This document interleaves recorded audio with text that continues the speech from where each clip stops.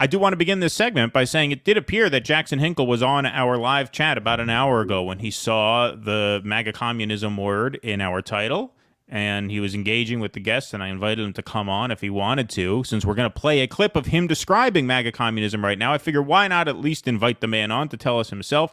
He did not accept that invitation as one of our... He saw what we did to the Vanguard.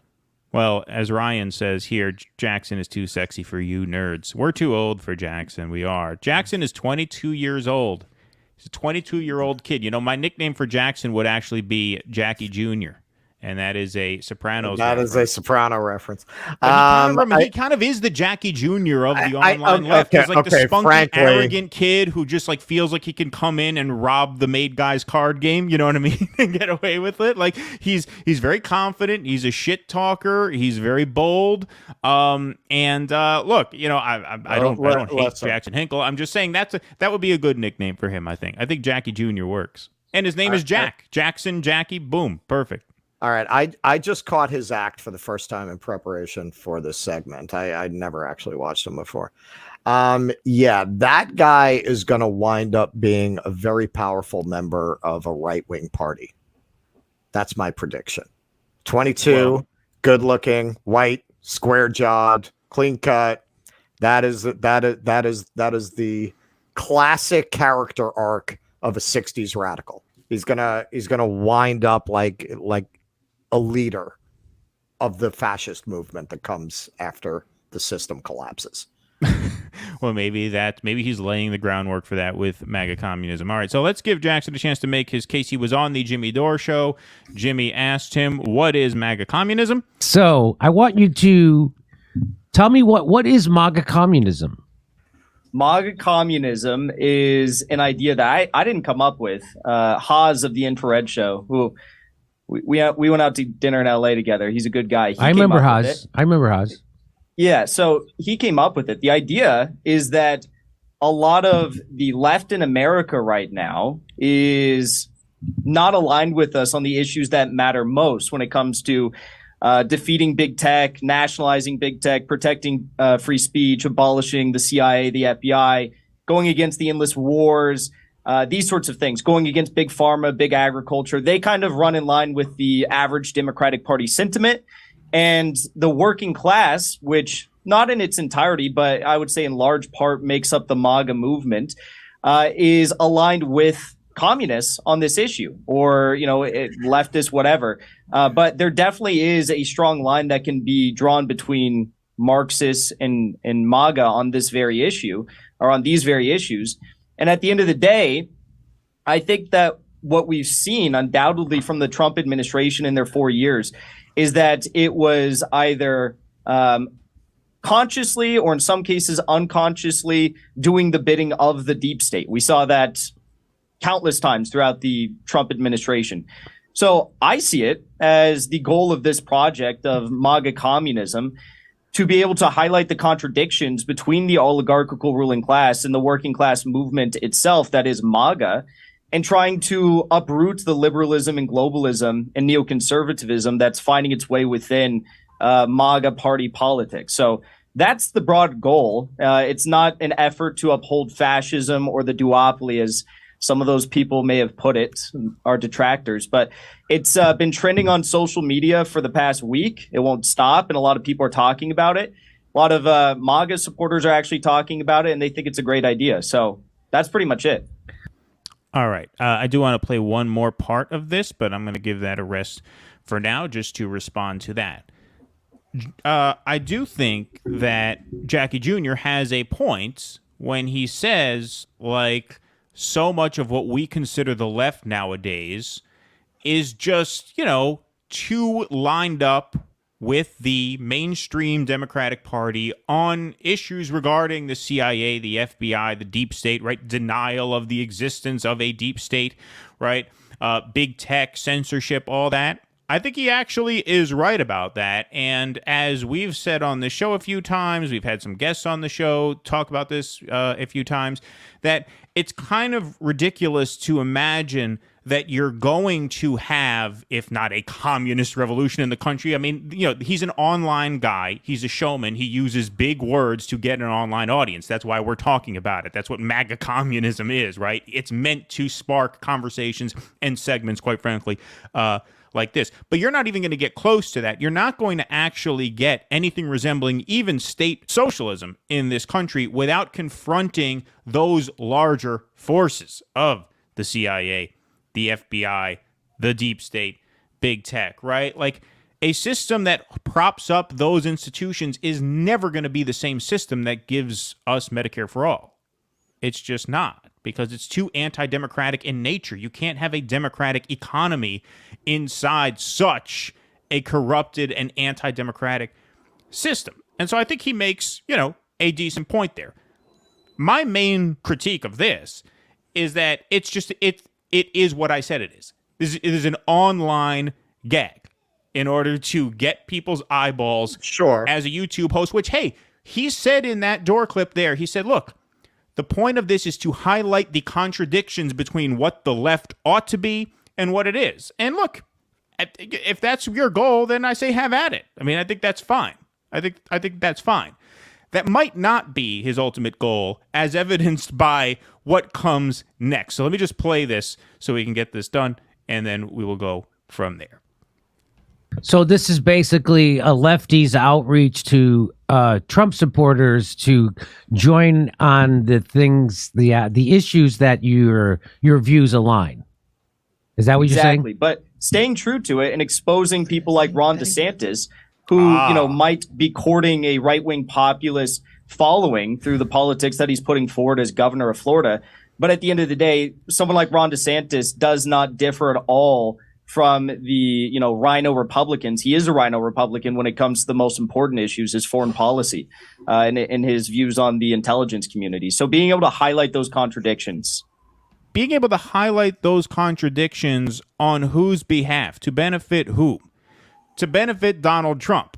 It's right in the title of the movement, MAGA Communism. Russell, as you said, this guy looks like the future leader of a right-wing movement. This does seem set up to sort of support Donald Trump in 2024 under the guise that this is what's best for the left. Now, look, I say that really without much judgment because you know what? Look, I didn't vote for Donald Trump either time. I would certainly never go into a voting booth and pull the lever for Donald Trump. What he stands for is 99% against what I stand for. But if you want to make an argument that, hey, look, under Donald Trump, this Russia-Ukraine war would have never happened because everybody in Washington wanted this war, seemingly except for Donald Trump for the past 15 years. And their main beef with him during his 4 years in office is that he wouldn't give them the war that they wanted. As evidence, Russell, you made this point very, very well multiple times. Look at how the media warmed to him instantly when he bombed Syria. When it looked like Trump was about to give them their proxy war with Russia, they were all about him. They extended that olive branch as far as they could. Van Jones, the liberal at CNN. The liberal. Tonight, he became president. Exactly. Brian Williams? He's still cleaning fucking Trump's pubes out of the back of his throat.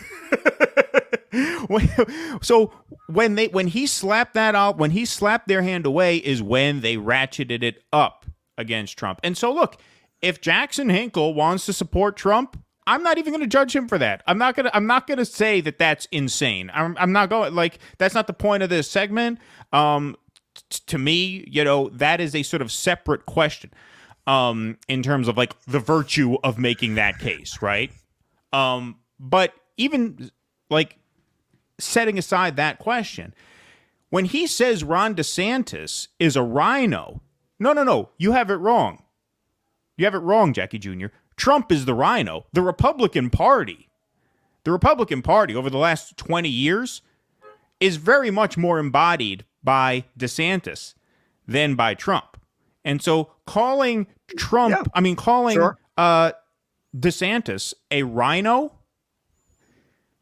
that to me is a signal to the Trump base that I'm actually going to be supporting Donald Trump in 2024, and I'm going to try and bring along my left-wing audience by calling it MAGA communism, right? That seems to me what this is mostly about. And once again, the invitation to Jackson is open to come. Like I said, I'm not Sam Cedar. I'm not trying to, trying to call you a fraud and a huckster and all this. No. You got your thing going. Everybody's got their hustle. You got yours. You're doing a great job of it. God bless. Yeah, right. God bless. No, I'm not judging you for that. Honestly, and that, that seems to be what this is. The Vanguard hates you, so that earns you some points with us. Exactly. We can't hate on you too much because the Vanguard hates you. We can't coddle the Vanguard. We're not coddlers. If there's one thing we do not do, it's coddle. Exactly. Well, we've touched on this a lot over the years, both in writing and in the podcast and the YouTube show. Yeah, the working class is where left interests really lie, and you're never really gonna win any kind of a leftist project. You're never going to accomplish any kind of leftist project without them. I was last night. I actually we'll talk about it. I might want to do a segment on this. Tucker Carlson last night did a 20-minute monologue about how insane it is to be courting nuclear war with Russia over Ukraine and pointing out that they could have had a peace deal in April, but these ghouls refused to do it. I want you to show me a segment on, yes, in alternative media, we talk about that. I want you to show me a segment on CNN or MSNBC where anybody would be allowed to say that. That is a censored narrative. It is censored in the other parts of the corporate media. That's a pretty much censored perspective in the right-wing media. He gets the ratings. That's the only explanation I can find for why they let him get away with these kinds of takes. But when you're talking about the mainstream, that's a much more common take on the right than it is on the left. Much more. Of course, and that's his point. I mean, look, this is basically putting a trendy online hashtag to the horseshoe theory of politics, which is that the center is united, like centrist lefties and centrist righties have more in common than the extreme lefties and the extreme righties, right? We make a horseshoe. The extreme is closer to the extreme here. There's some truth to it. There was the other guy in that. I don't know his name, who's part of the debate against Hinkle. Oh yeah, Craig Alfredo. No, all right. Craig Pasta. Sorry. He makes some relevant points about the difficulty of surmounting the different perspectives. That he makes valid points. Let's not just fantasize that these guys are all ready to seize the battleship Potemkin. That's where they're coming from. They're certainly not. And no, he actually made a very good point that labels divide people, interests unite people, right? Two people have the same interest, they can unite in pursuit of that interest. Once you assign labels to people, communist, capitalist, communist, leftist, right-winger, now all of a sudden that drives a wedge in between them. That was something I thought as I watched that. I said, hey, man, okay, if you want to build a project like this, look, I come from the working class. You cannot call it communism. You cannot call it communism. You cannot tell them this is online. You cannot come to them and say, "Oh, hang on, you're against big pharma." Well, guess what? You're already a communist. You can't. No. That you'll lose them right away. I'll tell you, if Jackson Hinkle wants to do something epic, he will gather a group of self-avowed MAGA communists, take them to a Trump rally, and have them hold up MAGA communism signs. And I guarantee you, Trump will be like, "We love our communists over there. Let's everybody hear it for the communists." He would go for it. I think he would go for it. That would be a fascinating experiment. to see that that's like, what will the great white do if you throw in chum? Yeah, right. Let's observe it. What's his natural reaction? Yeah, that's the problem. If it's his basic theory has something to it, and it's something we've never called MAGA communism, not having the marketing genius of young Jackson Hinkle. But that's why he's bigger at 22 than we'll ever be, because he gets it. And that's what I mean. It's online. It's geared for an online audience. It works with an online audience. We took debate. We're here talking about it. We got people watching. And so God bless him. I don't hate him for it. I just think it's a little Meshuggah, but who is? I keep telling you, the people want us in nipple tassels. Right. Well, that's the. Okay. All right, You know, before we continue this segment, let's do a little bit of dissident capitalism here. Let's read our super chats. American Wasp, thank you for the $4.99, my friend. I appreciate it. Hacks and Finkel wins the award for douchiest political YouTuber on any side, even worse than Kirk. I'm not familiar with Kirk, so I couldn't render a judgment there. Both failed at school, and Hack failed at modeling. Virtuoso, thank you for another. Virtuoso is the super chat champion of this stream, his second $5 super chat. Thank you so much, my friend. The MAGA communists have figured out what their insignia is. It's a silhouette of an interlocking power drill and an assault rifle. That's good. Virtuoso's on fire. He had a burn for Debbie Washington Schultz, and now he's got the MAGA communism logo. Since infrared stuck around... Sure, go ahead. That is pretty bad. Since infrared stuck around, he said the MAGA movement has mostly been where the anti-war sentiment is coming from. Well, yeah, I mean, that's what Jackson was saying at the beginning of his little spiel there, which I thought was valid. And that's why I said I thought it was valid. Because, like, there seems to be this sort of illusion on the left, and I know there are a lot of people who were going to take issue. Well, they're not the real left. The real left is anti-CIA, FBI, anti-deep state. Sure, I think you're right. But, you know, ultimately, we have to stop being so obsessed with who's real and who's not, because ultimately a thing is as it is perceived to be, right? And what passes for left in this country, unfortunately, is this now mass of people, which includes a lot of Bernie people. We were both Bernie people, 2016 and this last cycle, but a lot of them have been absorbed by the Democratic Party. You see a lot of Bernie Sanders Facebook groups now rife with, oh, Letitia James filed a civil suit against Donald Trump. What a terrible day for Donald Trump. Ooh, ooh, ooh. Like, come on, this is masturbation, and this is veneration of the deep state. It's veneration of the FBI, veneration of these agencies that ultimately, of course, throughout history and throughout whatever future there is in store for them, will always crack the whip on the left harder than they will on even a guy like Donald Trump, right? And so what Hinkle's point is that Trump and the actual left, right, the MAGA people and the communists both represent threats to those systems, and the sort of institutions that uphold those systems and enforce those systems are going to come after both of them. And so why not see if we could at least get a conversation going about what we have in common? Now, as Russell said, as a working class guy, calling it communism, that's a dead end. That doesn't work outside of YouTube, Facebook, Twitter, and Reddit. No. That does not work that's not how you organize the Amazon warehouse. Right, Exactly. So, yeah, what he's doing is an online thing by an online guy. As a savvy guy is never going to call himself a communist. Right, exactly. I mean, that's just not where we're at right now, right? I mean, those are just the facts of the matter. But look, I mean, what he's talking about is what a lot of people have been talking about for a long time, and that explains the sort of Bernie to Trump crossover. Voters. One of the reasons why Bernie's coalition in 2020 was a lot more fracturable than in 2016 was because he didn't have a lot of those populist Bernie to Trump voters anymore. Because the Bernie to Trump people in 2016, they were now Trump people because it was 4 years later. Right. And so Bernie had to win by appealing once to people Democrats. Get branded, right, they're branded. Exactly. That's it. You're branded. You had a window. They voted for Bernie, but the Democrats screwed Bernie, and so they voted for Trump, and now Trump was the fucking president. So they weren't going to go back and vote for Bernie again. No, they're with Trump. So that meant in 2020, the Sanders movement had to recruit from inside the Democratic Party, which means whatever progress they made, and they did make significant progress. Let's not forget they were on the doorstep of victory until the Monday Night Massacre in the final minutes before Super Tuesday. But whatever progress they made could be undone with a phone call from Barack Obama to Pete Buttigieg and Amy Klobuchar, Beto O'Rourke. Listen, we all got to get behind Biden now. That word gets out to the media, and poof, all the work you've done over the last 2 years is undone by that. Why?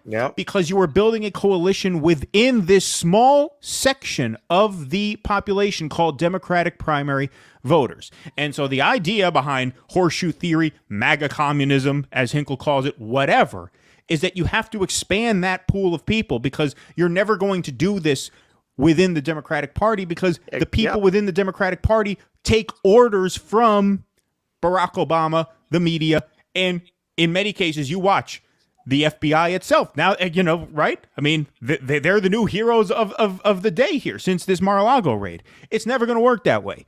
It's never going to work that way. That's well, Hinkle's point. it's not since the Mar-a-Lago raid. It's been for the last way. 4 years. Well, yeah, fucking criminals. Literally criminals like John Brennan. They're celebrating them. It's amazing. They don't even seem to notice that the whole corporate media has been infiltrated by ex-members of the CIA and the FBI, and this is who they call to comment on the FBI and the CIA. Right, exactly. And so the point that Hinkle is making, like I said, in a very online way that's not really likely to go anywhere or accomplish much of anything beyond beefing his YouTube sub numbers, which, like I said, God bless him, can't knock the hustle. The underlying truth there is correct, which is that you're not going to do this within what passes for the left right now. Because what passes for the left in this country right now is a combination of what I would think of as the real left, the 2016 populist economic left Sanders movement, and the Democratic Party. And that's really no fault. And then this new really wave of daywalkers that you were just describing. The people on the Bernie groups who get mad at half our videos. Exactly. But it's ultimately the left's own fault for allowing itself to be defined in that way, right? Because they have, for the most part, gone along. They really have. That's not to say all of them have. We haven't. You lovely folks in the audience haven't. That's why you're here. But most of them have. And so if you want to face facts, right? If you want to live in reality, you're going to have to step outside your comfort zone, which includes having some uncomfortable conversations with people who you're not very comfortable conversing with. And, whatever you want to call it, like I said, MAGA Communism is a clever sort of promotional hashtag that he came up with. But whatever you call it, that is what it's going to take. That is what it's going to take. It's not going to happen within the Democratic Party. You're not going to nominate a progressive candidate who all of a sudden gives you all these things. You're not going to have a democratic economy without reforming the entire structure. And that includes some really tough work with some really tough people, including some people who you might not be in love with the idea of. I won't say allying with or partnering with, because even that sounds weird. Like, partner with them to do what? There's really not even the capacity to do anything in this moment, right? So you could say partner, ally with, talk to, get a conversation going. Right? I mean, the smart thing to do is really what Fred Hampton was doing, where he was trying to build coalitions with these white working class groups to work on specific things, rather than to, try to create, a political party that's going to combine those two. That'll never work. But hey, man, maybe talk them into Medicare for all, right? I would love to have those crazy bastards fighting for Medicare for all. Try to get them fighting for free college. Right, exactly. Well, I mean, look, Ben Burgess was talking about how after he appeared on the Rogan show, he was in a bar somewhere, and a right-winger, a Trump voter, recognized him from the Rogan show, because I guess he watched the video version, and they got to talking, and Burgess said, by the end of it, I didn't have him he was not a self-described socialist by the end of the conversation, but by the end of the conversation, I sold him on Medicare for all. It's very easy. It's very easy to sell people on these sorts of, very basic things. And so it takes a willingness to talk to them. It takes a willingness to talk to them. Hey, if they recognize you at a bar, they're a Trump lover who likes Joe Rogan and saw you there. If Burgess told the guy to go fuck himself because he's a filthy, racist, deplorable ne'er-do-well, then you wouldn't have gotten. Then he wouldn't be on board with Medicare for all now, right? And you have to multiply those conversations by the thousands and the tens of thousands and eventually by the millions. And that's how it happens. Right now, things are just things are very much stalemated now, precisely because people are not willing to talk to each other. They're not willing to engage past that first impression of, oh, you're a MAGA person? Well, that's it. And this is part of what I keep saying. I mean, going back to my article that we should try to take over the Republican Party. We were ahead of Jackson on this. We'd be better off in the Republican Party. We should actually recirculate that. You should do an update on that, because it's a couple years later now. You should actually do another version of that, and we should circulate that again. Done and done. I keep saying, and this is kind of an addendum to that, the real leftists, the real economic leftists, we need to disown a large portion of the left. Just like, look, the liberals always want to, they're dying to throw us off the boat, right? They only come to us when they feel like they need us. Remember how gleeful they were in 2016 when they thought they could trade us off for suburban Republicans? How all these suburban Republicans were going to vote Democrat because of their moral horror at Donald Trump. They were gleeful. Chuck Schumer, for every working class voter we're going to lose, we're going to pick up 2 in the suburbs. They were so excited to get rid of us. We need to get rid of them because we cannot talk to the working class dragging them around behind us, because as soon as they peek over our shoulder and see them, right. They're going to run. They're going to run. We cannot be affiliated with the Pelosi's. We cannot be affiliated with the Schumers. We cannot be affiliated with the Wokesters. We cannot be affiliated with any of that if you actually want to get this faction on your side. We need to get away from that portion of the left and drill it into the public mind. We're not with them. We're not with it. Your embarrassing friend at a party, right? We're not with them, right? We need to get that across because they think we're the same people. Exactly. No, I think that's very well said. All right, we're going to wrap in a couple minutes, folks. Before we do, I do want to remind everybody, if you enjoy this show and you want to help us out, go to patreon.com/do dissidents. For as little as $5 a month, you get call-in access to these live streams and bonus videos and podcasts every month. Or you can, of course, send us a super chat here, and I want to read our latest super chat here from Aiden ALW. Thank you so much, my friend. Much, much appreciated. Jackson Haas from Infrared and Caleb Mopin are just doing LaRouche again. Fake commies becoming fascists. Fascists always appropriate the rhetoric of revolution for reaction, also saying it's new. Thank you for the $10 and thank you for your comment. I would, this is another tendency on the left, and I don't know if there are refunds for super chats. Maybe you'll seek one, but there is a tendency to think that, sir, I would much rather you would hit me in the head with a brick and taking money out of my wallet. Exactly.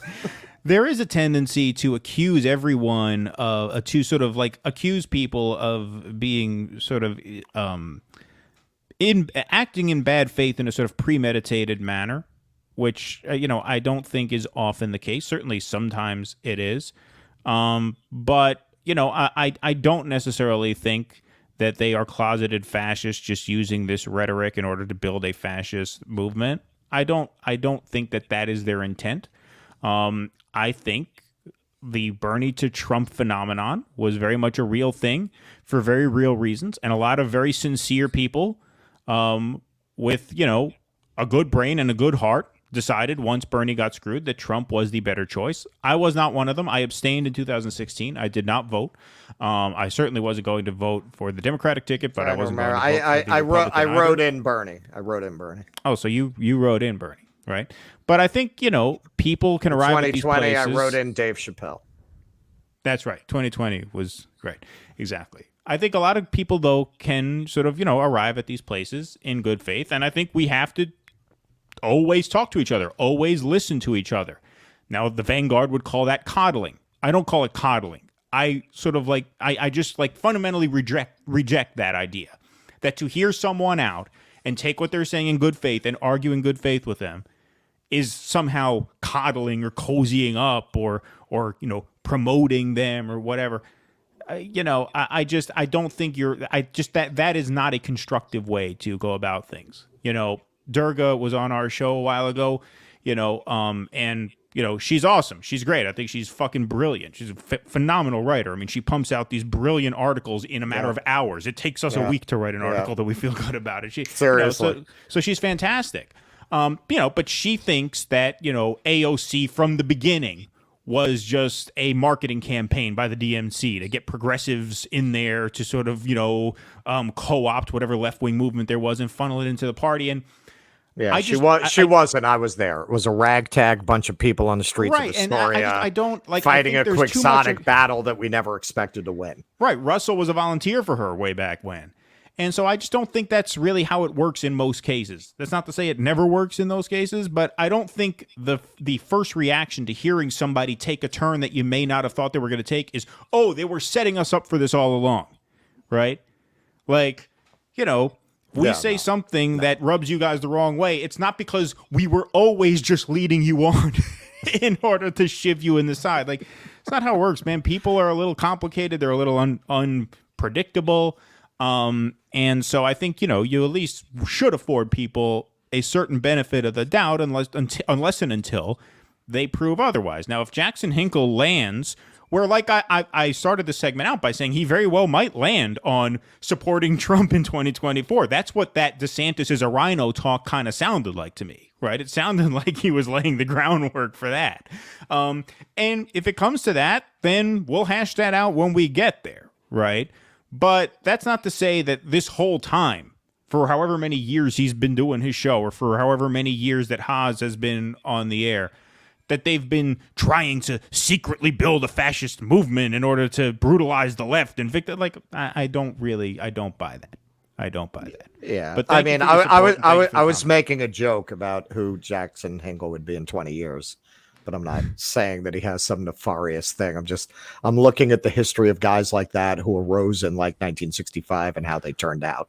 Oh, well, look, he may very well be on that path, though. He went on Tucker Carlson's show and talked about George Soros controlling Joe Biden. Like, he has trafficked in a lot of right-wing talking points. That's what I'm saying. That's what So I don't think you're even wrong. Maybe you meant it as a joke. I don't think you're necessarily wrong about that. What I'm saying is, even if that is the case, even if that is the direction he's going, does that mean you just reject everything out of hand that he says for fear of being called a coddler? At that point, go watch the Vanguard, man. I mean, I don't approve of the paleo diet. I will say that.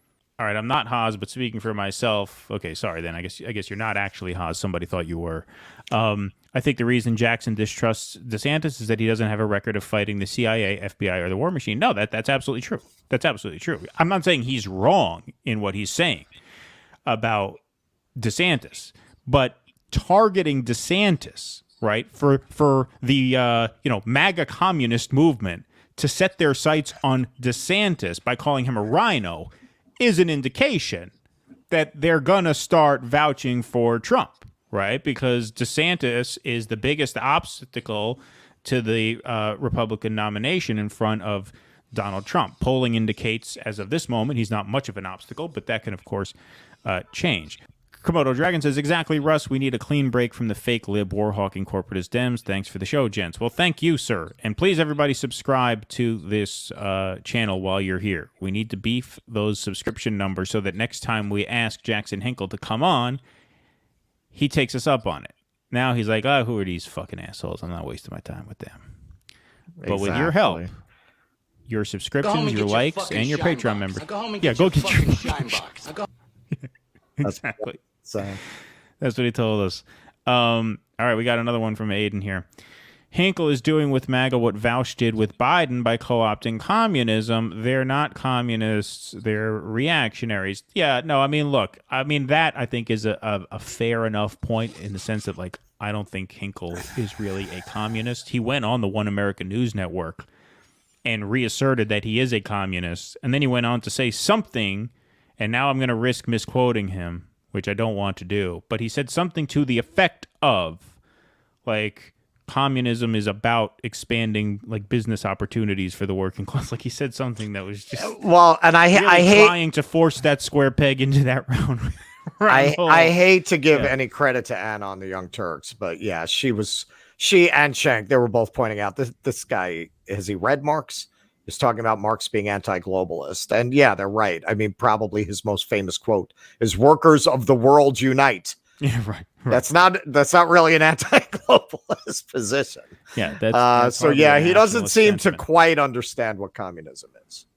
And hey, for the record, I myself am not a communist, and I do understand what it is. Yeah, he's a young kid. He's a good kid. He's got balls. like Jackie Jr., Yeah, look at the fucking balls on this. Look at the kid. fucking He's balls going, on this kid. He's going on Tucker Carlson talking about fucking communism. You see Tucker over there? He didn't know what the fuck was going on. Look at this kid. Exactly. So give the kid a break. Please clap.